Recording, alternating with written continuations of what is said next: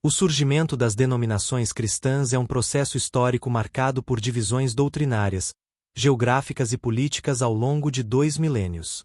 O termo denominacionalismo refere-se à existência de diferentes grupos que compartilham uma mesma fé básica, o cristianismo, mas possuem interpretações e práticas distintas.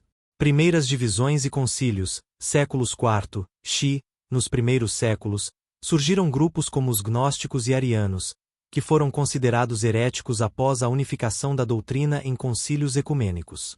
Grande Cisma, 1054 ocorreu a primeira grande ruptura oficial, dividindo o cristianismo entre a Igreja Católica Apostólica Romana, Ocidente, e a Igreja Católica Ortodoxa, Oriente, motivada por questões de autoridade papal e diferenças teológicas. 2. A Reforma Protestante, século XVI. O marco principal para a multiplicidade de denominações atuais foi a Reforma Protestante iniciada por Martinho Lutero em 1517. Luteranismo. Origem do protesto contra práticas da Igreja Católica. Ramificações. O princípio da sola scriptura, somente a Bíblia, permitiu que diferentes líderes interpretassem as Escrituras de formas variadas, gerando denominações como os calvinistas, presbiterianos, anglicanos, Igreja da Inglaterra e anabatistas. 3. Movimentos de reavivamento, séculos XVIII, XX. Novas denominações surgiram de movimentos que buscavam uma espiritualidade mais fervorosa ou reformas internas em igrejas já estabelecidas. Igrejas históricas, batistas, metodistas e congregacionais surgiram a partir de divergências sobre o batismo, organização eclesial ou necessidade de santidade. Pentecostalismo. 1900 mais focado na experiência do Espírito Santo e dons espirituais. Assembleia de Deus. Neopentecostalismo. 1970 mais grupos focados em cura divina e prosperidade, como a Igreja Universal. No Brasil, o primeiro culto protestante ocorreu em 1557 com missionários franceses, mas as denominações só se estabeleceram permanentemente no século XIX com imigrantes e missionários estrangeiros. Atualmente, o Brasil vive um fenômeno de abertura de novas igrejas autônomas e não denominacionais, que evitam estruturas hierárquicas tradicionais para manter maior liberdade local.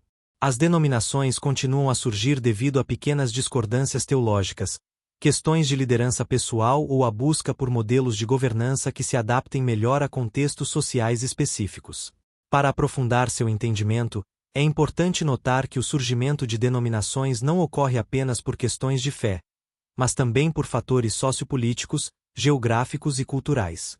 Em 2026, o cenário religioso global e brasileiro revela novos motivos para essa fragmentação.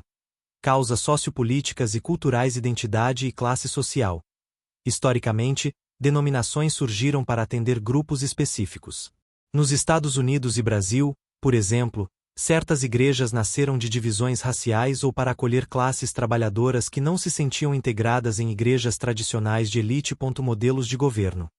Muitas divisões ocorrem pela forma de administrar a igreja. Existem 3 modelos principais: episcopal, autoridade em bispos; presbiteriano, governo por conselhos de presbíteros; e congregacional, decisões tomadas pela assembleia local. O fenômeno da desigrejados e microdenominações. Novas comunidades. Recentemente, tem crescido o número de pessoas que abandonam grandes estruturas denominacionais devido a decepções com lideranças ou promessas não cumpridas. Isso gera o surgimento de pequenas comunidades caseiras ou igrejas independentes que evitam o rótulo de denominação. Conflitos de liderança. Muitas denominações novas surgem no Brasil simplesmente por divergências administrativas ou brigas entre líderes que decidem fundar seu próprio ministério com um novo nome. Cenário atual, 2026, crescimento no Brasil.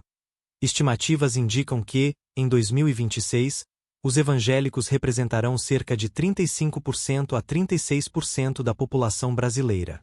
Esse crescimento é liderado principalmente por igrejas pentecostais e neopentecostais. Pluralidade doutrinária.